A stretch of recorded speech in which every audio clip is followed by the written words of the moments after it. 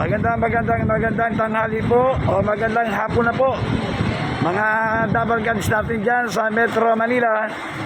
Ayan po, nandito po tayo sa pinangyarihan po mismo kaninang umaga po ng alas 9:50.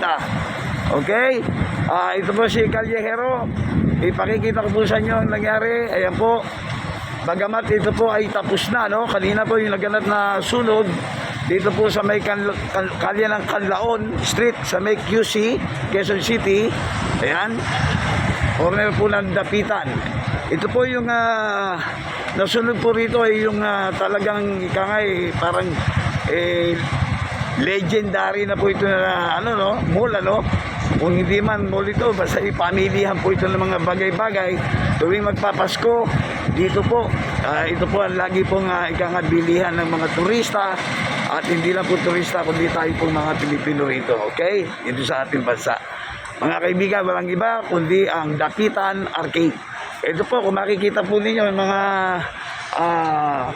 Bureau of Fire Protection, nandito pa, ang dami, ayan po, kanina po, mahaba lalo ang pila niyan. Titignan natin kung may makakausap po tayo at tatanungin natin kung ano po ang pinagmulan ng sunog kanina. Okay, ayan po, ito, at least meron mga nakaligtas dito. Ayan, Nak, maganda nga po sa'yo, ano ba nangyari dito sa sunog kanina na bigla na lang bumulaga? Ano ba nangyari? Bigla na lang may dito may isang tindahan. 40 electrical wiring ba to? Ayun po, kaya electrical yata yun eh. Oh, yeah. Buti hindi kayo nadamay rito. Ayan po, mga natira, nakasurvive ito, anak, ha? Hindi naman po umabot dito, sa loob lang. Sa may loob lang. So, yun ang pinagmulan. Tingin mo yung sa electrical. Kat? Pero marami nadamay. Maraming dami po lahat. Kawawa naman. Okay lang magpapasko, September na, sa next month, di ba? So, ano ba sasabi mo para sa mga dapat mag-ingat? Ano lang, Huwag nang gumamit ng mag-check up yung mga electrical nila. maging safety lang sa mga gamitan. Kung ano man yung mga dapat alisin lang. O yung mga luma na, di ba dapat pag-check up So yun, yan po, Ito po, maraming salamat, anak. Ano ba pangalan mo, anak? Yung lang po. Jun. Sige, mabuti naman at kahit na paano. Oy, hello, Callejero, very versal Ano masasabi mo sa nangyari sunog? Jun, sandali Ginagawa ka ng eksena ni Cesar Montano. Weather rock. Hindi niya, mapipigil ako po eh. Hindi ka ba nadamay? Walang nadamay. Wala naman. Walang safe kami lahat o. Puro mga astig to mga to. Talagang hindi madadamay ito. Kahit na paano, ayan. Mabilis tumakbo. Ayan po, ipakikita natin sa inyo, ha. Ayan po sila, Ayan, masaya pa po sila ngayon dito. Kaya lang, nakakangiti sila. Pero yung iba, talaga namang nagdurusa, kaya ayan, papakita natin. Bagamat hindi natin nakita yung aktual na nasusunog. Anak, maraming salamat uli sa'yo, ha. Ipakikita lang natin yung mga ibang kaganapan, ha.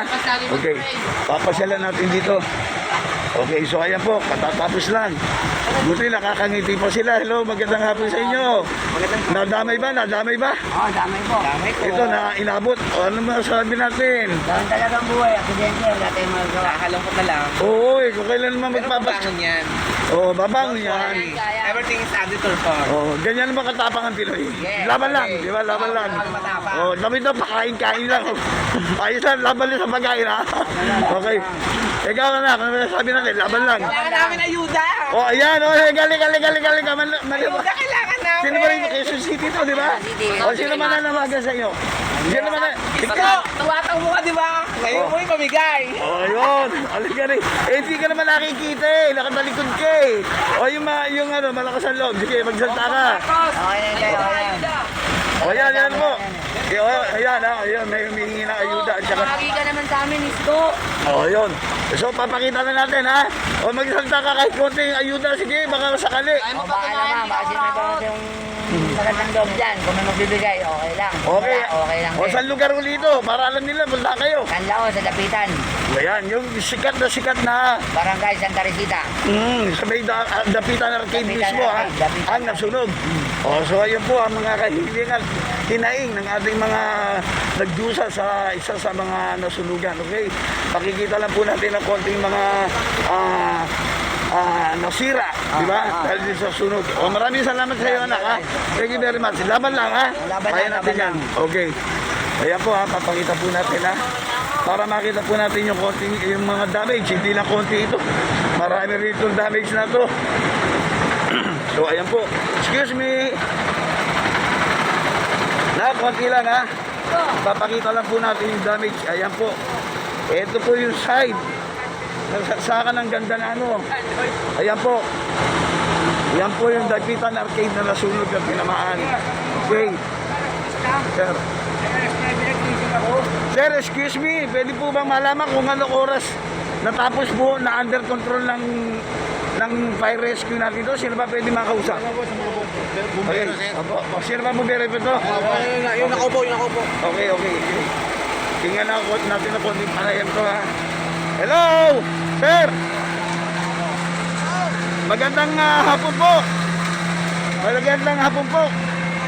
Pwede po bang malaman kung anong oras ninyo na-control yung ano natin? Sunog? Wala. Kayo po, sino po nakalam na anong oras sa control? Doon na lang po sa commander, sir. Sino ba pwede natin makausap? May commander po kami. Opo. Perez. Asa po? Malaman na po natin. Sino po dyan? Sino po dyan? Sir, sino yan? Sir, magandang hapon po sa Callejer po. Nagbablog lang po ako.